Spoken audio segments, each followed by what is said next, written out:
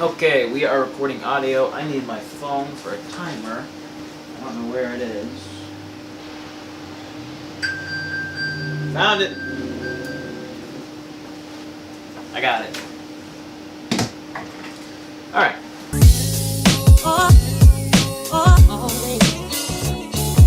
Okay, so I recently stumbled across this forgotten gem that it's a show that I used to watch. I used to watch all the time when I was a kid, sort of in the kids ministry of the church I grew up in. It's a show called Bible Man.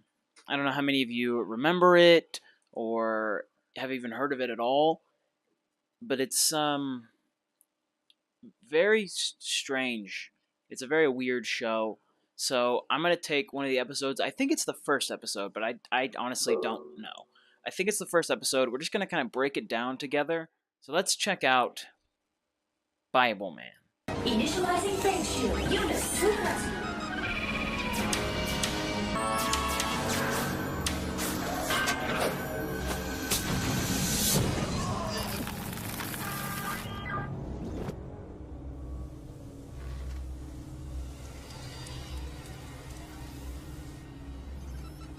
As it says in Psalm 37:10, in a little while, there will be no more wicked people.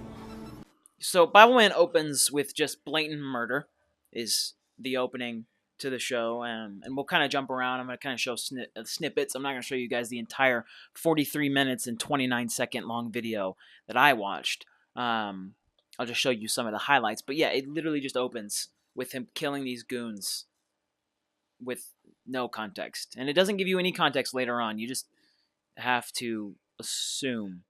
And then here's something to kind of think about, is that all that we saw is Bible Man chase these guys into a warehouse. These guys were running from him, shooting at him. He goes down into the little basement area, and they're shooting at him in what I can only assume to be self-defense. We should do things like this more often. It was fun. No, Eunice, our only concern should be doing God's will. Violence is never fun. Although I must admit that he would make a perfect example for our new comic strip. Oh, how spiritual, Bible Beak. You think you're humble, don't you? Well, I'll soon change that. I'm the Admiral of Arrogance. I'm the Dean of Disdain. I'm the Sultan of Smug. I'm just too cool for my own good, baby. I'm the Prince of Pride, and I'm gonna bring Bible Man down.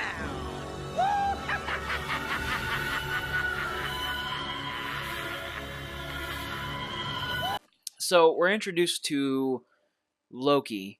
Oh, no, I'm sorry. Dean of Disdain.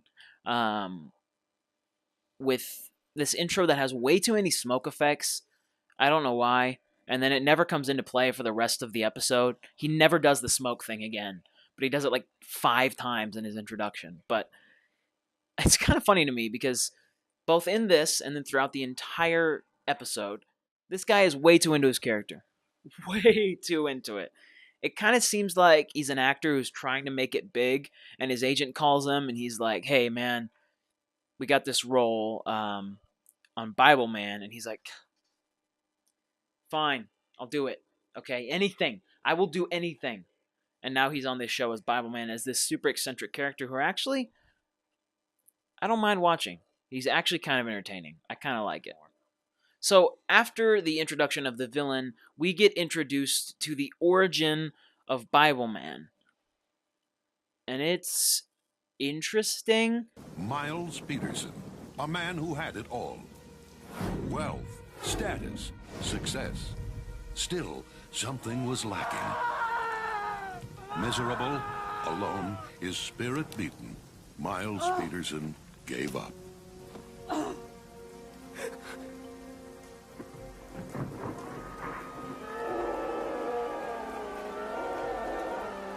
Then, in his darkest hour, the words of a single book began to change his life. Bible. And at last, Miles Peterson felt the burning desire to know God. Inspired by the Word of God and equipped with unyielding faith, Miles pledged to fight evil in the name of God. As Bible Man. I'm kind of surprised that they didn't just go the route of his parents being killed by some thug.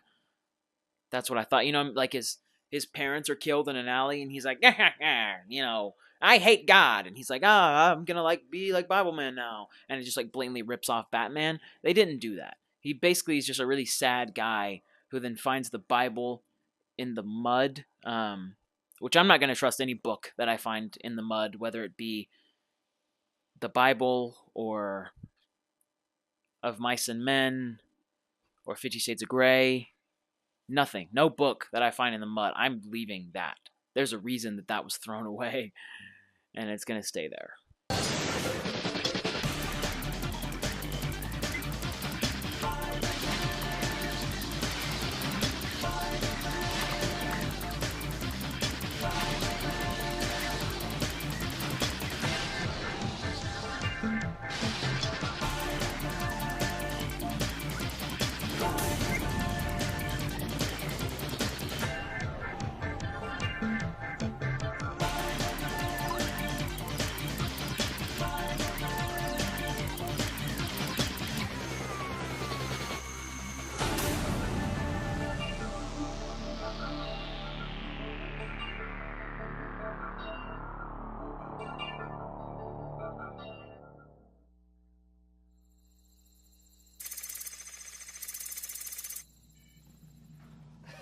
You had two guys on you at once? I should have been there. You had two guys on you at once? Bible Man, it's kind of gay. Also, those guys definitely were not on him. He was on them. Okay? I'm not going to throw this to the wayside. He was chasing those guys down. Besides, he had me. You're a computer. It's not the same. It's better. I have more memory and a larger database, which is why I should be his sidekick in his new comic strip. There's this weird drama between Cypher, who's like his tech sidekick, and then Eunice, who's like his computer sidekick, and they like compete to be the better sidekick. It's kind of resolved by the end, but I don't really know why it was ever there in the first place. Kind of unnecessary, but it's a plot device that they felt needed to be included. Try that. Try this. Nice. He roasted her, for sure. You tell him, sister. Tell him what? That we computers deserve some credit. And so this bad guy has a computer too, which is, of course he does. The name is Lucy. I don't know what racial background that computer voice is supposed to be from. Sounds almost kind of New York, like, oh my god, but like, I don't know. We computers deserve some credit. After all, it was I that got you this great villain gig. That's his agent. So Bible Man is about to have his first big news conference announcing his graphic novel that's coming out. Remember that? That's important. That's the item that this entire story is going to revolve around for the rest of this whole episode. And so he can't go to the press conference without his uniform on.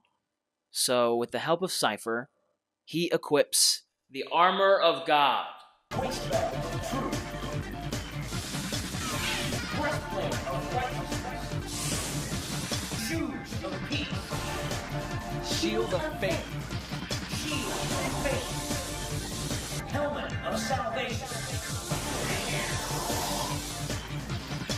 Full armor sequence complete. Cypher, do I look okay to you? Yeah, you look like a superhero, which is what you are. Why? Oh, no reason. What? That was weird. Hey, Cypher, do I look okay to you? Well, yeah, you look like a superhero, which is what you are. It's a weird scene. I don't know. There's something odd about that. As editor of the Shotsville Gazette, it's my privilege to announce the first ever Bible Man comic strip. Literally no one looks like they have any interest at all. Not a single person. I'd like to thank Mr. Ackerman for his support, and to thank Stephen for lending his talents to the project. I'm proud to be part of your ministry, Bible Man. Ministry. The kind of ministry where you murder people. And you're going to be even prouder once I zap you with my megavolt ego-enhancing ray. Oh no! It's the Prince of Pride! I just want to throw this out there. How does no one see this guy? He's dressed like a maniac, and he's monologuing to himself. Completely unnoticed. So, honestly, any harm that comes onto these characters, they deserve it. That is 100% on them. And then there's this weird bit where Cypher invades the conference and is like, you got any ideas for Bible Man's sidekick? Hey, Steven, you got any sidekick ideas for Bible Man? Because if not, I'd be willing to serve as a prototype. I got some moves that'll make your head spin. The sidekick thing just constantly shows up throughout the episode, and I don't really know why. You can't just have 2 sidekicks? Batman had like 5, and 3 of them were Robin. So the villain is trying to ruin Bible Man's whole career by shooting Steven, the writer of the comic strip, with his megavolt ego-enhancing ray. But that just raises the question, why not just shoot Bible Man with the ray? I feel like that's a win-win. It makes a lot more sense. Just try not to think about it, okay? Speaking of, Tyler, maybe you have some ideas about the sidekick, too. I'm sure that Stephen would love to hear about them, right, Stephen? Maybe, but just don't strain yourself, because I really don't need any help. Hey, there's the boy with golden hands. How about a few publicity shots, huh? You bet. Excuse me, Tyler, but I have to take some pictures. So the villain manages to shoot Steven with his ego ray thing, and so Steven's like, I'm all about myself. And then Cypher brings this other kid, Tyler, around, who I don't know how Cypher knows Tyler. I really don't. But he brings Tyler around, and he's like, hey, maybe he can help you on the comic strip. And Steven's like, I don't need any help. And so he leaves to go do publicity shots and leaves Tyler all sad. Tyler, I'm sure that Stephen's just nervous, okay? Nervous? That was the complete opposite of nervous. Now, if you have any ideas about the new sidekick, you just let him know. They've built a studio for him over at the Boys Club. You can find him there. Okay, thanks. I don't know what the Boys Club is. They never explain it. But from what I can gather, it's just a group of really young boys that hang around Bible Man's compound and just do things. It's kind of like a mix of Santa's elves and then like the group of kids from Barney, but just way creepier and weirder and not explained. So I don't know what the Boys Club is. Bible Man, how about one more shot? Of course. Excuse me. Wham! Plant!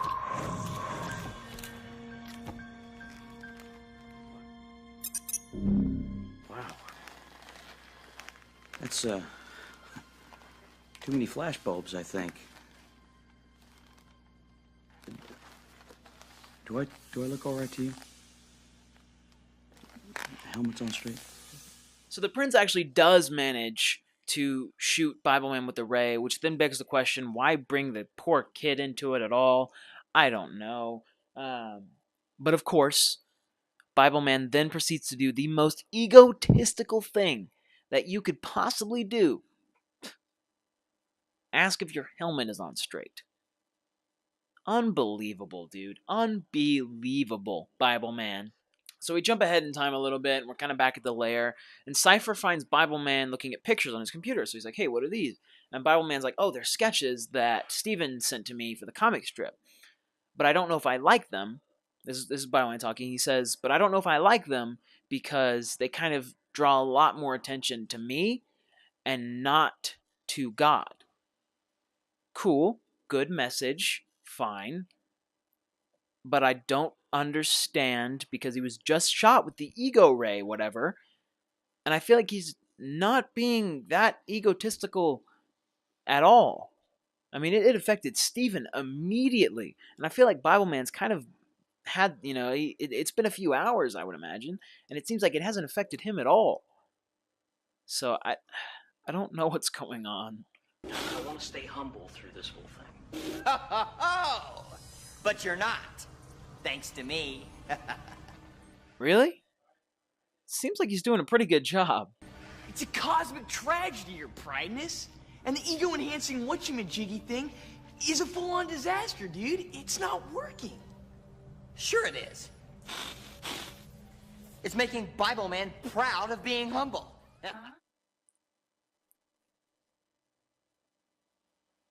Well, that doesn't make any sense at all. Then you can kiss Bible Man. Bye-bye. Kiss, huh? You know, it really is kind of cute. Ugh.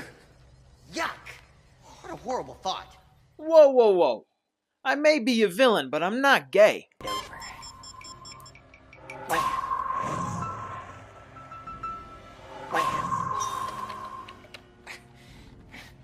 wham's way off. Bro, that's gonna be one egotistical lamp. Cypher, come in. I need your help. What's wrong? It's Stephen. He hasn't been the same since that press conference. I'm beginning to think that he's being attacked by something more than just his own pride. Makes sense. It does? So Bible Man is finally on the hunt for the Prince of Pride. But little does he know, he's invisible. Yeah, I didn't know that either. It really wasn't explained very well. I didn't know he had the ability to make himself invisible, but the guy that is dressed like a bad cosplay of the Golden Kneecap from Fairly Odd Parents finally decides to show himself. Hot. Looking for me? You know, you really should take a lot more pride in your work. By the way, love the new suit. Smoking. The Bible says in Proverbs 29:23 that a man's pride will ruin him, but the humble will gain honor. You're finished before you start. You've got to be kidding. I'm a man in spandex. Do I look like I'm kidding?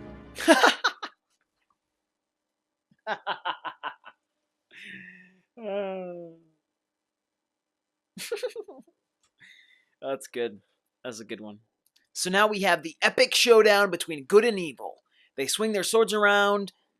There's a lot of explosions, but somehow nothing gets damaged. It's just an explosion and then nothing. It's almost like they just put in a video effect over the screen in post. But they would have never done that. And then after the fight is over, Prince of Pride just dips. So that's it. So then back at the Prince of Pride's lair, his computer kind of warns the prince that, hey, Bible Man also has a computer, and computers are really smart, so if you want to beat Bible Man, we got to take the computer down. And he's like, that's really smart. So he devises the most clever plan, which is sending Bible Man's computer, Eunice, is that the name? I don't remember. I think so. Sending Bible Man's computer an email. That's E for ego. No, it's not. Some hero. I should be the star of this comic. Uh-oh, boss. I smell a music video coming on. Surely they wouldn't put a music video in the middle of this Bible Man episode. Right? Wrong.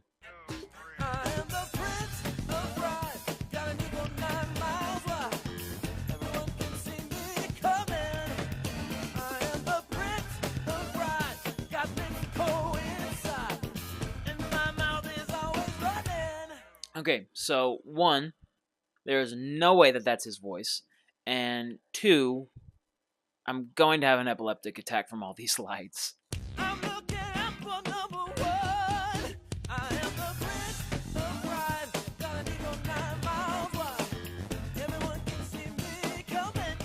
So this music video proceeds to go on for 3 whole minutes, and I watched all of it, and it was really bad. So if you want to go to YouTube, type in Bible Man Shattering the Prince of Pride. You can find the video. It's at like 23, 24 minutes-ish. You'll find the music video. and watch it. It's great. Downloading your sketches into Steven's files will be a delightfully nasty treat. This should set Steven up just fine. When my sketch pops up on Steven's screen at the meeting, it'll really sting his pride. And he'll think Tyler did it. Lucy, download my evil enhanced sketches into Steven's portfolio. If it's worth doing, it's worth overdoing. Gee, I wonder what's gonna happen now.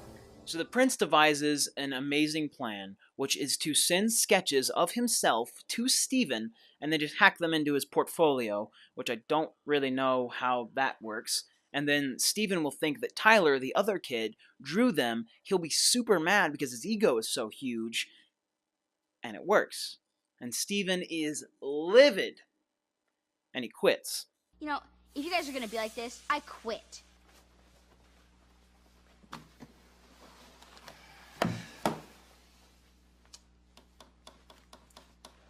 I'll take care of Steven. Did someone forget their line? This isn't Tyler's style. You're right. Let me try something. It's our Prince of Pride. Oh my god. What? Come on. Hi! How is the lovely couple? Oh man, he's here for the final showdown. And I'm sure you're expecting some like super epic, nitty-gritty, nail-biting type fight scene. That's not what you're gonna get at all.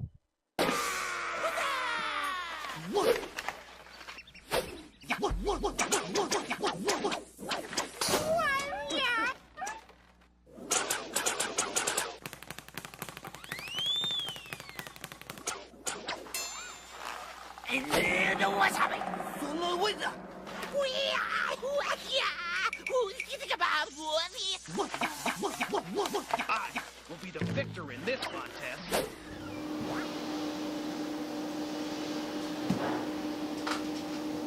Yeah, I don't know what I just watched either. You're about through.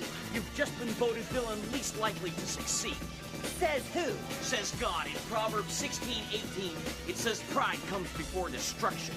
That's right! Your destruction when that comic strip fizzles. That was a pretty good roast. Still think you should have hit him with one of the, hey, try this.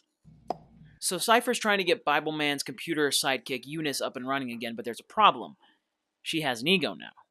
Well, a bigger one. So Cypher leaves to try and go fix it. Meanwhile, the prince's computer is hacking into Bible Man's, trying to destroy it from the inside. And of course, because it's Bible Man, literally everything explodes.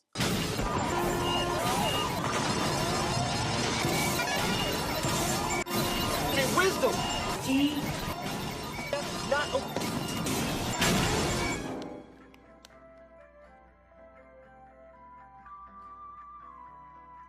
You got any force?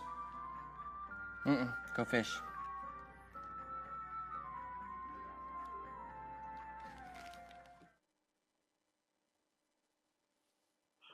What is going on? I don't understand the show. 1, 2, 3. Rocket. Oh, so it keeps going. And also, is that the mic in the shot? Come on, guys, you're so much better than that. So then the villain wins? I don't really know, but he just leaves. But don't worry, because everyone's favorite character, the computer, is up and running. Thanks to Cypher. Thank God. Literally. So Bible Man comes back from the fight, all worn out, all tired, admits that he's been wrong, admits that he's been prideful, and then it hits him.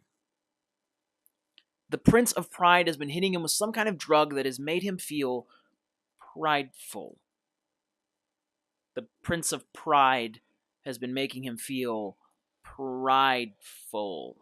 That pride guy must have hit you both with some ego-stimulating heat radonic seismoray. Creating an egoplasmic distortionary electrofield, which caused Steven and I to focus on ourselves instead of God. And it only took him 40 minutes to figure it out. So Bible Man goes back to Steven's place, apologizes for being prideful and kind of selfish. And then they devise an amazing plan to catch the Prince of Pride in the act. They're going to tell the prince that the whole comic strip is about him, and they're going to tell him every little detail of the story except for the end. And then, because he's so egotistical, the prince will come out of hiding to find out what the end is, and then they got him. And does it work? No. Bible Man just goes straight to the prince's hideout and attacks him there. Which then begs the question, why do the comic strip thing? Why is this nearly as long as it is if we know where the guy is hiding out? Just go there and get him. Is an easy fix. I wish I had an answer for you. In your great victory, you destroyed those who were against you. Exodus 15:7. That's right, I'm the greatest. No, it wasn't talking about you. Try me again, Shiny. Is that your final answer? Sure, Regis, I give up. The answer is God. Never was much good at trivia. I'm not gonna lie, the dialogue here is actually pretty fire. And then they have a super big, super long, epic fight scene, but don't worry, I'll only show you the important parts. The explosions. And then Bible Man pushes the Prince of Pride into this like big generator electric thing and just watches him die. Like you see a skeleton, like some kind of Home Alone gag, and then blood splatters all over the walls, which his blood is green, by the way. I don't know the lore behind that, but he just dies. Horrible, brutal death, absolutely terrible. And the Prince of Pride is dead. Like actually, like it wasn't some cartoony. I was expecting like a Scooby-Doo type thing where it's like, we got you, and they put handcuffs on him or something, but no, he dies. He is brutally murdered.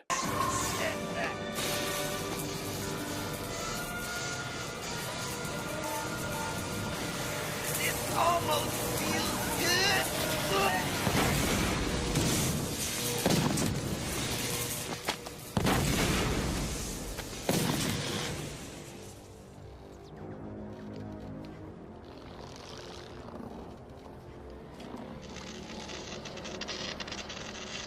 It's horrible. It's really graphic. Pride and destruction go together, well, like liver and onions, or toenails and cheese. They go together like Sonny and Cher or Donnie and Marie, like finding a Band-Aid in your salad or drinking goat's milk with a head cold. Pride and destruction go together like... What was that? So the ego problem is fixed, the comic strip is done, and everything is perfect and fine in the world of Bible Man. And now we just have to wait for the next episode where he murders more people. I don't really know what message this is trying to send. Like with something like VeggieTales, you can respect VeggieTales. This is just... I just can't believe I watched this as a child. I need to go take a nap or something, but... Bye.